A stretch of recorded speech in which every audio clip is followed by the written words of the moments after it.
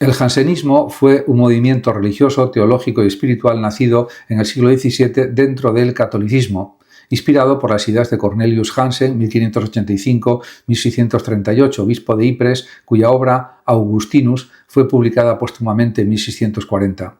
Su núcleo doctrinal consistía en una interpretación estricta del pensamiento de San Agustín sobre la gracia, el pecado original y la predestinación.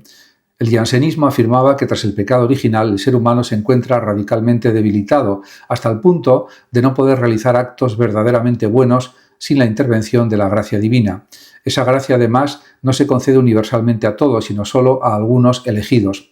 Esta visión ponía de relieve la dependencia absoluta del hombre respecto a Dios y acentuaba la impotencia humana frente al mal sin ayuda sobrenatural. Una de las consecuencias prácticas del jansenismo fue un marcado rigor moral. Sus seguidores consideraban que muchos sectores del catolicismo de su tiempo, especialmente los jesuitas, habían caído en una actitud excesivamente laxa, justificando actitudes poco coherentes con el Evangelio mediante sutilezas casuísticas. Frente a ello, los jansenistas proponían una vida austera, seria y exigente, centrada en la interioridad, la oración y la sinceridad moral. El movimiento tuvo gran influencia en Francia, sobre todo en torno a la abadía de Port-Royal, que se convirtió en un centro espiritual e intelectual de primer orden. Allí confluyen teólogos, filósofos y escritores, entre ellos Blaise Pascal, cuya obra Cartas provinciales defendió algunas posiciones cercanas al jansenismo y criticó la moral jesuita. Sin embargo, el jansenismo pronto fue condenado por la Iglesia Católica. En 1653, el Papa Inocencio X, mediante la bula Cum Occasione, declaró heréticas 5 proposiciones extraídas de la obra de Jansen, relacionadas con la imposibilidad de cumplir los mandamientos sin gracia, la irresistibilidad de la gracia y la limitación de su alcance. A pesar de estas condenas, el movimiento siguió teniendo seguidores durante décadas, generando continuas polémicas y tensiones. El jansenismo dejó una huella duradera. Por un lado, representó un intento de revitalizar el cristianismo con mayor radicalidad evangélica y agustiniana. Por otro, mostró los riesgos de un excesivo pesimismo antropológico y de una visión restrictiva de la gracia.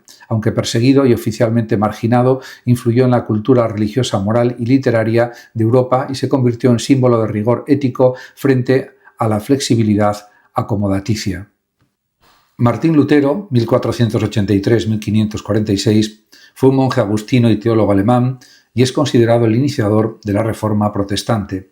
Su pensamiento combina una teología profundamente arraigada en la fe cristiana con reflexiones filosóficas sobre la naturaleza humana, la razón y la autoridad moral y religiosa.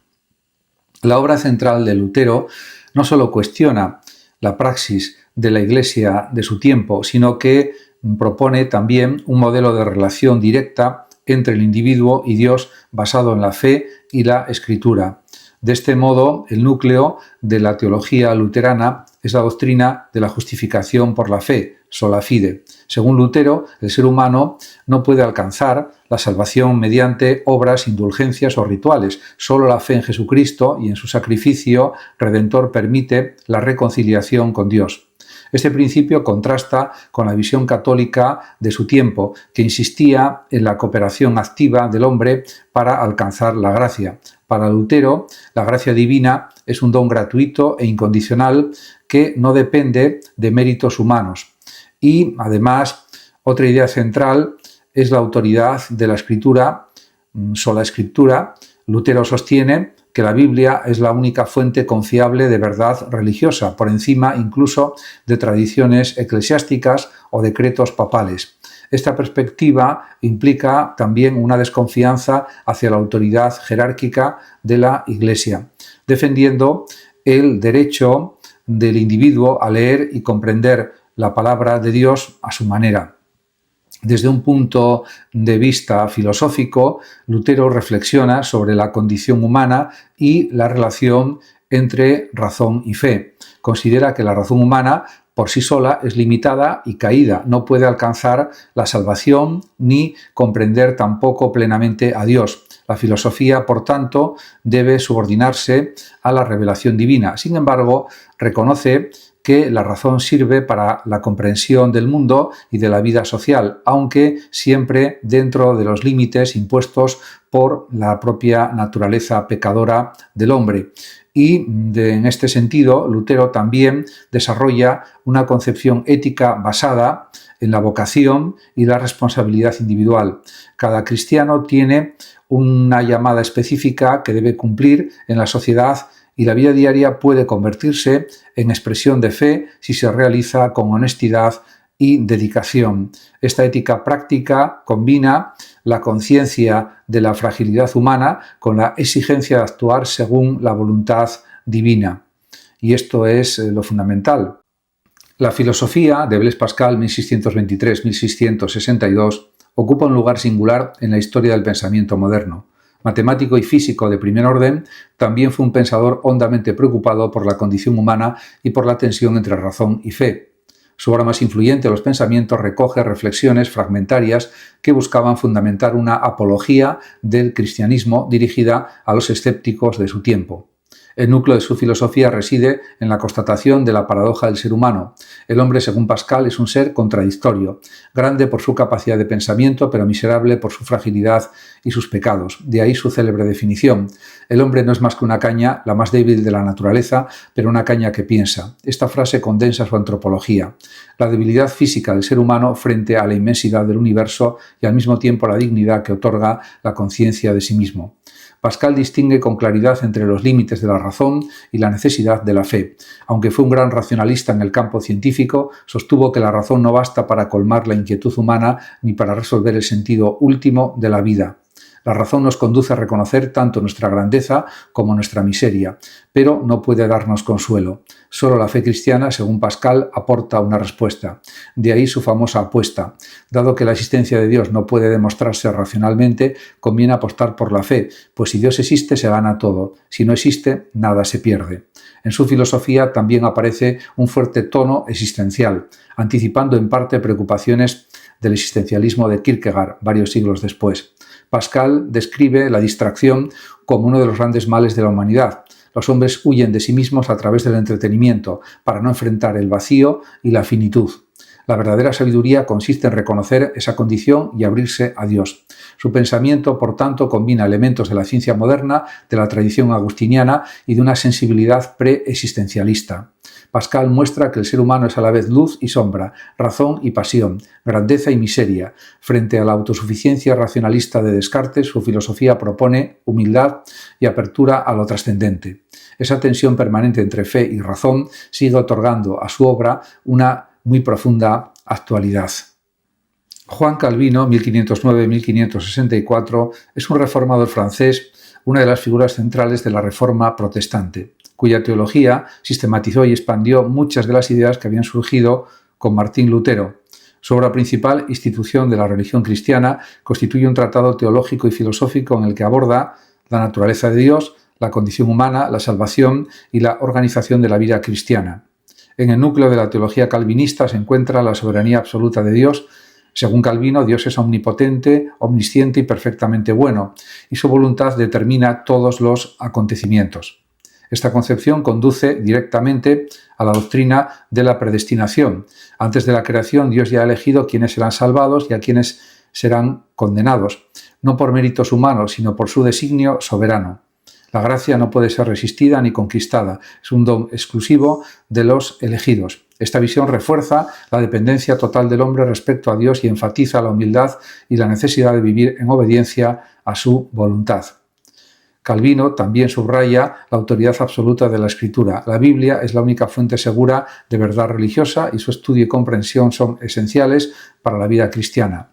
La razón humana, aunque útil para el conocimiento del mundo y la organización social, es insuficiente para alcanzar la salvación o comprender plenamente la naturaleza divina. La filosofía y la reflexión humana deben estar siempre subordinadas a la revelación divina. Desde el punto de vista ético y social, Calvino introduce la idea de la vocación y de la responsabilidad moral. Cada individuo tiene un papel específico en la sociedad y su labor diaria puede ser una manifestación de fe.